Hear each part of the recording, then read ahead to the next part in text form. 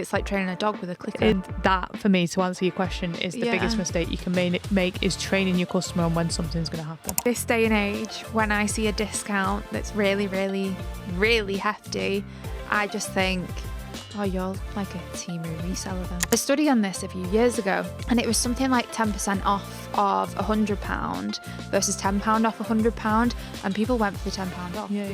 When things do go wrong, yes, be dynamic.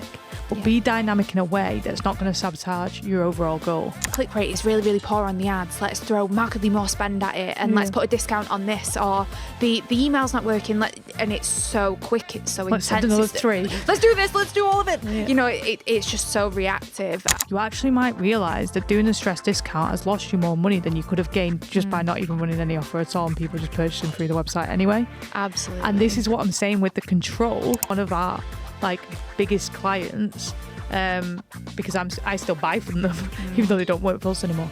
Yeah. And what's even lazier I can see some brands doing is when they do bundles. Welcome back to Generate Growth, the podcast where we talk all things ecom, marketing and growth. This week's another exciting one. We are continuing our Black Friday theme. Coming thick and fast. However, at the end of our last episode, you said this was going to be a lot of numbers, so I'm still debating whether I want to be here right now. Your mind might be numbing as we speak. Yeah, I think my brain cells might be dying as we go on. Let's try today. and make it as sexy as possible. Yeah, let's try and make numbers really, really sexy.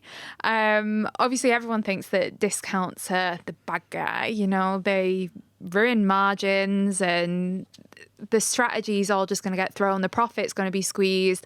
But what we've seen is that panic and stress discounting is very, very expensive, and that's kind of where the issues are.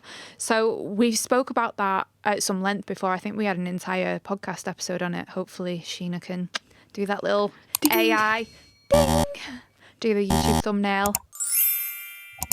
That one. What is the difference then between strategic discounting and stress discounting, and why is that an important distinction for Q4?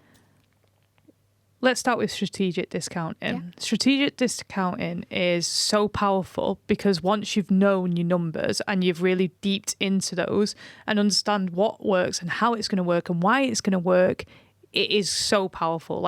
During that period, you're competing against your competitors. You've got to come up with an attractive offer that's going to get people through the door, not just new customers, existing customers as well.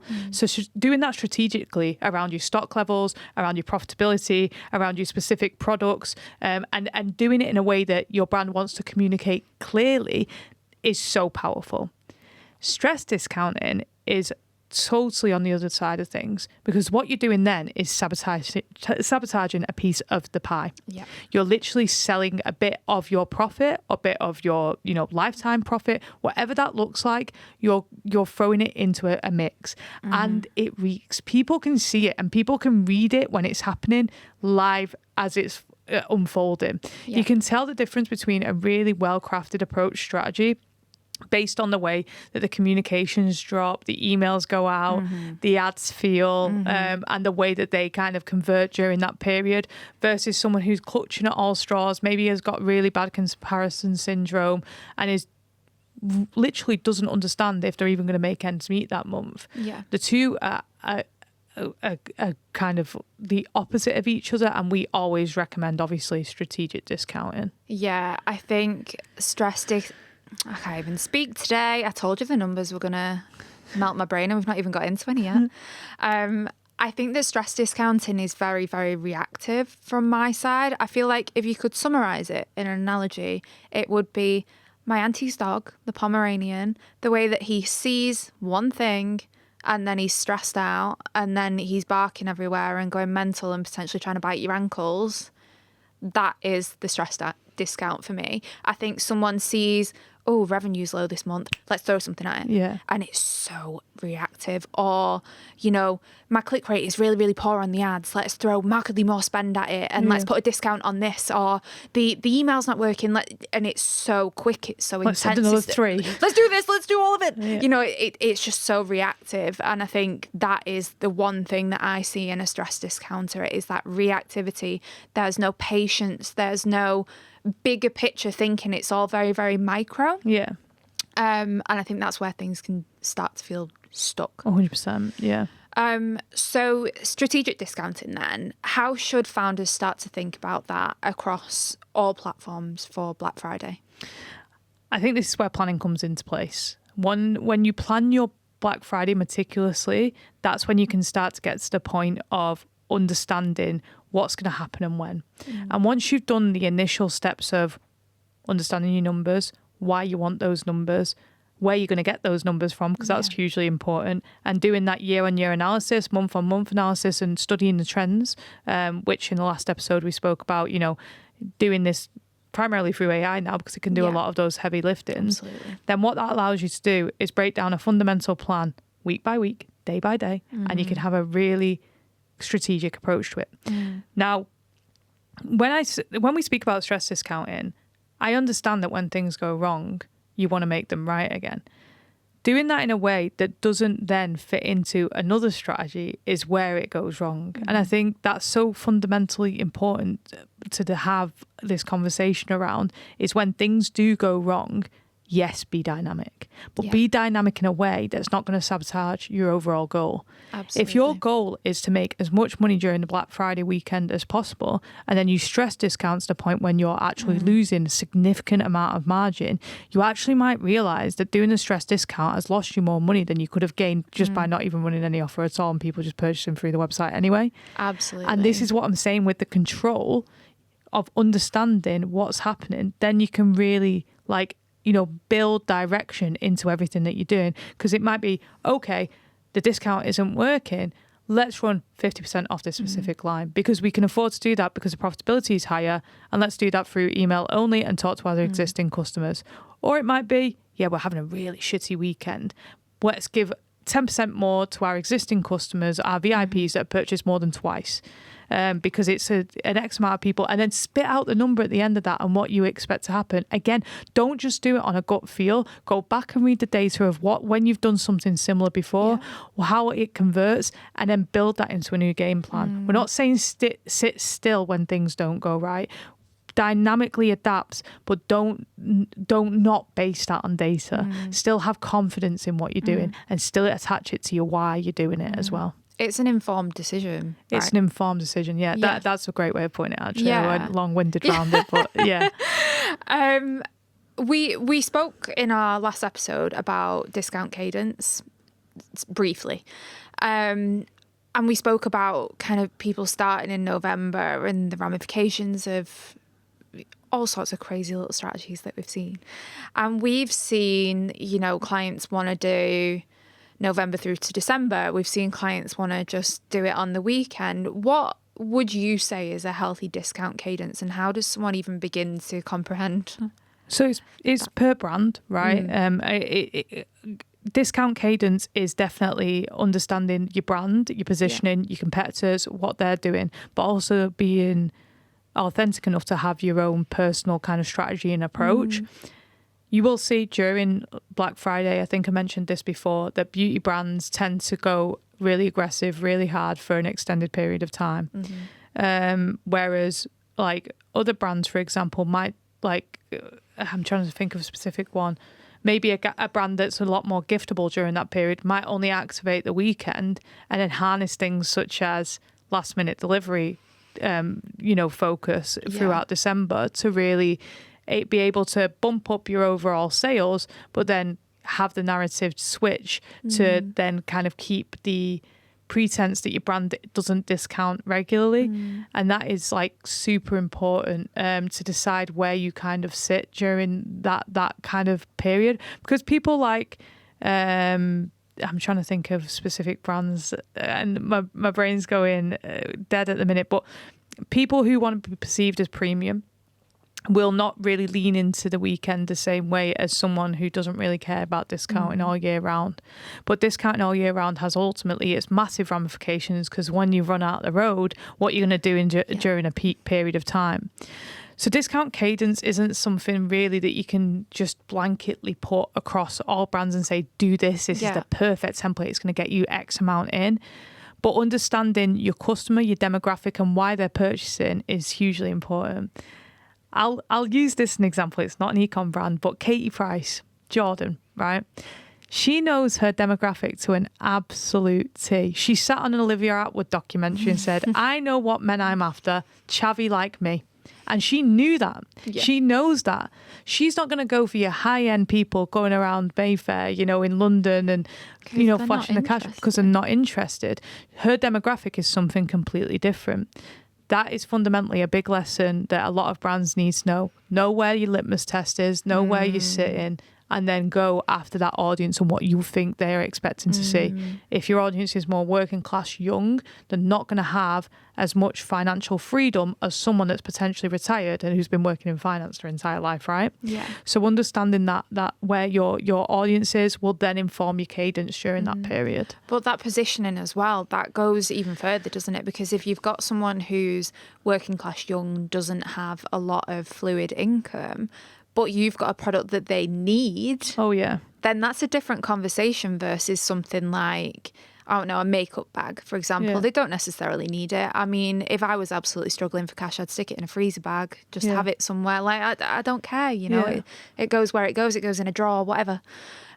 So understanding that person that you're speaking to is chef's kiss. Yeah, learning their buying habits, learning their behaviours, learning why they want your product, why they need your product, and where that line is so important. And I arguably think it's more important than the discount strategy. It goes into fundamental understanding of the psychology of your buyers.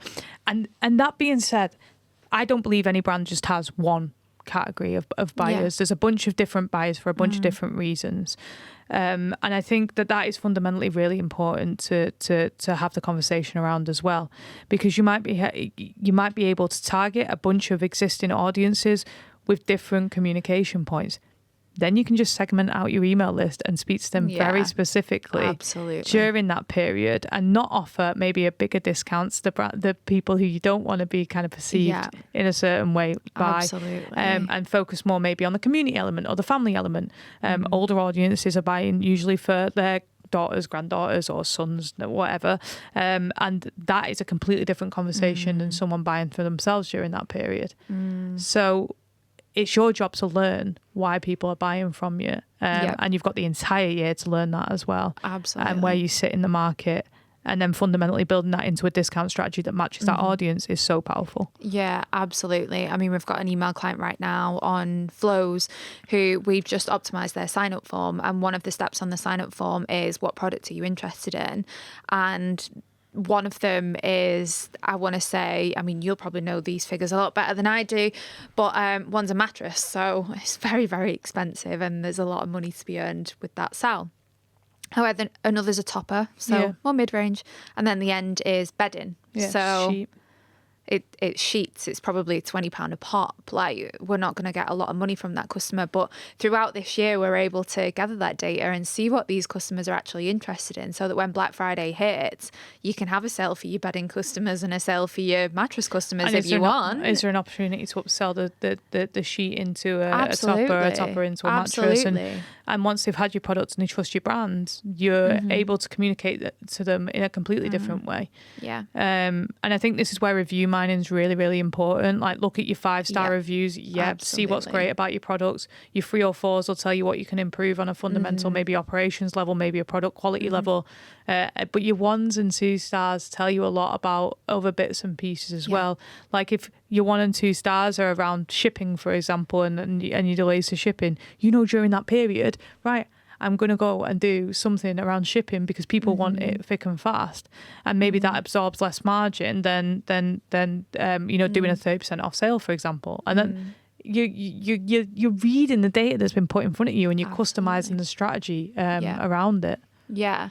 So knowing your customer, knowing what they're interested in, that's really going to help knowing your that brand discount. So we're taking advice from Katie Price. That's what we're doing. That's taking advice from Katie Price is now running this podcast, apparently. It's getting very lads are getting up in here, isn't it? It's just a theme of the day. So for the brands then that are feeling like a little bit, I guess, overwhelmed at how to even discount, a lot of the strategies that we'll see throughout November are 20% off, 30% off, 10% off, and it's usually just a site-wide. What other offers can work, and for what brands? And I know I'll probably get you started on bundles here. Yeah, so shipping is a huge one that we've seen work. Like, spend an X amount over to get X amount off them free shipping. A huge one during that period. People just want to know that they've got their Christmas presents wrapped up and under the tree by that point. You've got things that are like free gift with purchase, spend over a certain amount and get, X amount value products. And usually this is something that's kind of really high margin, so that you can afford to give that away. They can work very, very well. Combination of everything works mega well. You've obviously got to make sure that you've got the targeting and the messaging right. But go on, dig into me about bundles. Yeah, you're not a fan of bundles, are you? I feel like you've seen them done quite badly, and that's where I've been burnt by it, because when you've got to try and... So if, again, this is about knowing your numbers. If you've been selling a product for, say, £30 the entire year, and then during Christmas you will launch a bundle that's £70, and your whole thing's orchestrated around a £70 bundle, nothing in your existing buying data is even alluding to the fact that they're going to spend that much with your brand. And then you've got an uphill battle of trying to push why they should purchase. Yeah. And what's even lazier I can see some brands doing is when they do bundles of the same products, but trying to say it in a different way. So they'll go, I hate that. yeah. So then you're trying to push it during that period. It's impossible. So when a bundle's done well is when every part, because I think bundles have been something that I think back to like Boots and Superdrug during Christmas, when they kind of like, you think of like your bigger brands, like your Soap and Glory's throwing a lot of stuff into a box. Oh, the Star Buy every Christmas. Yes. Yeah. So you see, I think bundles have existed for a very long time.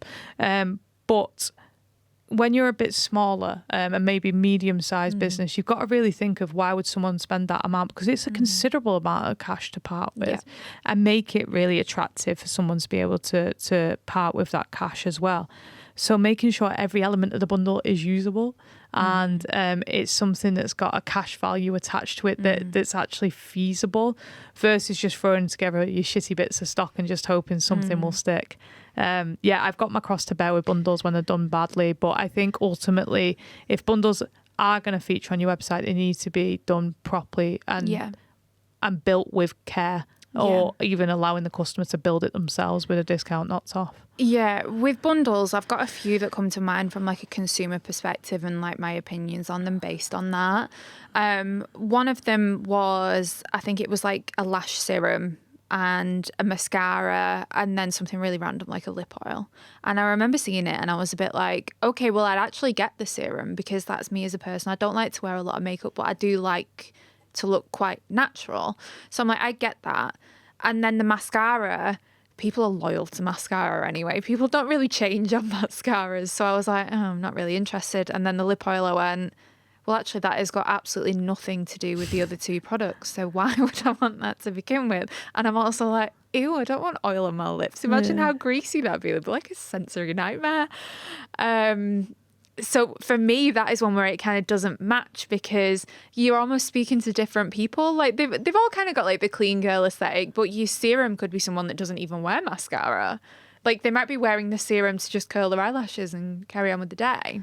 It's 3 individual products trying to be bundled together instead of a bundle of something that's going to be beneficial towards the customer. But then on the flip side, I buy bundles quite regularly, and I don't even know if you've ever noticed this, but all of my hair care products are bundles. I buy my hair care exclusively in bundles. However, there's one caveat to that as well. So I buy Redken, and I have multiple different like Redken ranges that I use. One's for like moisture and one's for like repair because I get my hair bleached. So one of them I buy for moisture, and it comes with a leave-in conditioner in it. And it's something like £60 for like all 3 products. But I use leave-in conditioner. I find it works really well for me.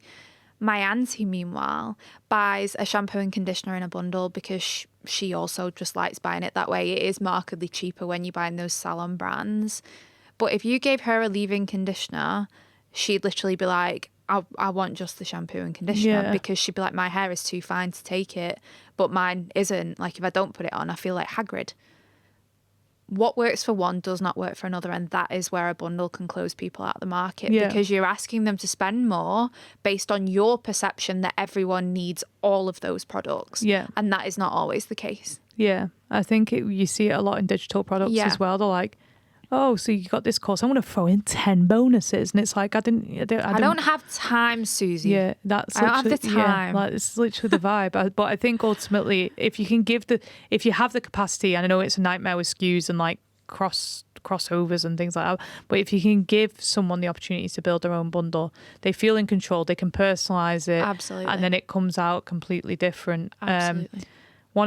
One of my biggest pet peeves as well is when it's like fragrance brands specifically and they try and bundle together a bunch of scents. The body lotion and stuff. Or... Not even body lotion, candles. Like, I don't want my house smelling like, I can't, but lemon is a big one that we won't have in our property, but it always seems to be featured in these bundles. But like, we go for more warmer scents, you know what I mean? So again, I'm like, do I have to part with the cash because I'm going to lose out on that specific product that I'm never going to use, or I'm going to have to give to someone, you know? So it really does put a barrier in place to the overall psychology of purchasing. Yeah, I think for me, if bundles are on the cards, I think you need to be very, very careful about your positioning. I think you need to speak to multiple people in different demographics that are your ideal customer and see that they're actually interested in what you're trying to position. 100%. Alternatively, build your own, or it's not going to work. I think another offer as well, outside of the 20% off that I do, well, actually, technically it is a kind of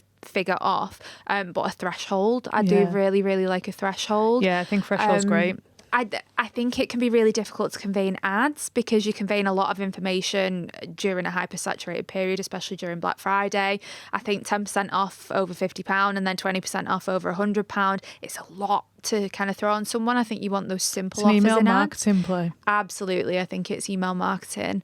But I think that one can work really, really well. And then obviously, speaking of email, I think having VIP offers, specific segment offers, you know, you can get some really, really good conversions from them. So while they may be a X amount off, they can still work really well. And also monetary decreases as well. So not doing your 20% off, but maybe doing your £20 off. Yeah. I think because that can save on margin massively. Yeah, and there was some psychology a few years. I mean, £20 off is quite a big high amount if you've not got a high AOV.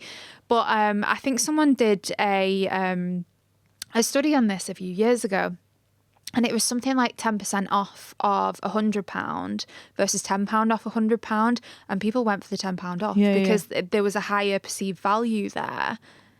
It's the same. So, you know, it always reminds me of that client of when we ran a 40% off sale at the same time as running a 25% off sale, which it seems absolutely bizarre to do. But we were split testing how the audience would react. And the 25% off sale got better conversion. And we had a feeling that was because it's about value perceived as well.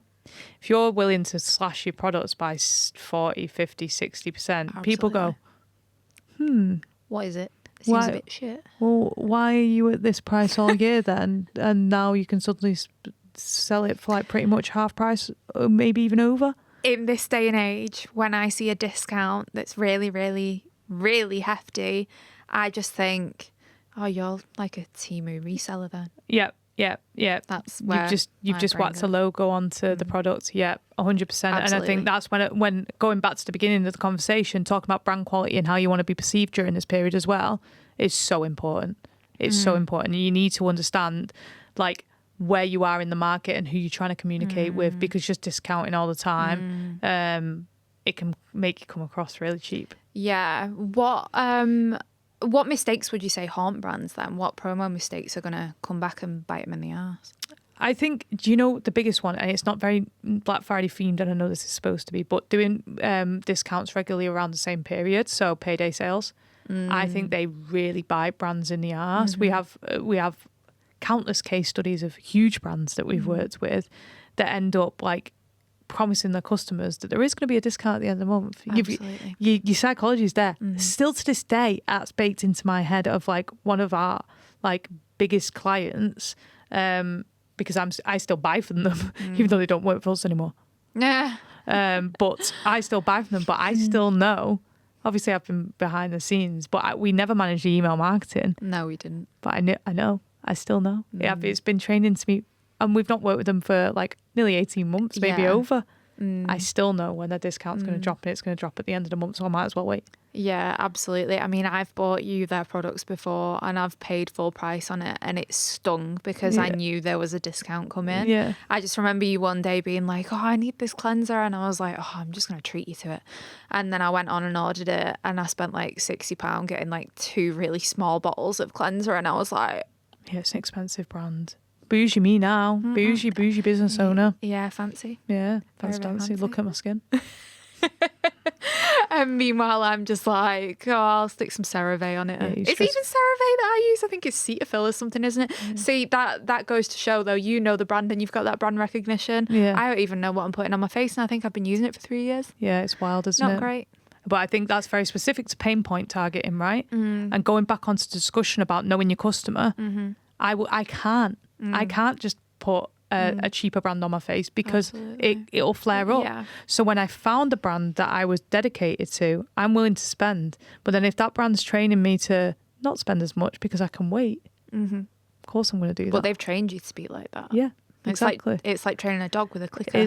And that, for me, to answer your question, is the biggest mistake you can make is training your customer on when something's going to happen. Yeah, I think the goal to have a productive promo in Q4 is not having that dependence. It's, again, planning. You know, we've said it about 5 weeks on the trot now, but having that plan in place, knowing your customer, and do you want to say it? Knowing your numbers. Woo! Get those numbers sorted. Yeah. Amazing. So we're going to continue our Q4 theme with our next episode. We're going to do a little bit of a chaotic one, and we're going to have a Q4 readiness bingo. So Bingo. We'll make sure that in the YouTube description we've got a little bingo card sent over for everyone to use. Get your dabbers out. Get your dabbers out. Yeah. Is it dabbers? I thought it was dabbers. Oh, I've said dabbers. Oh no. Let's have a debate about that as well. Yeah, dobbers and dabbers. Join us next time, and we'll be talking about dobbers and dabbers apparently. Yep. Yeah. Let's do it. Are we signing up the way that we sign up Team Meet? Today is a little bit of a chaotic one, as if that's not the standard here. We're going to be doing Q4 readiness bingo. Bingo. Bingo! House. It's going to be like a Moll's Nan versus Caitlin's Nan thing, and they've probably got boxing gloves on and all sorts, but Let's do it.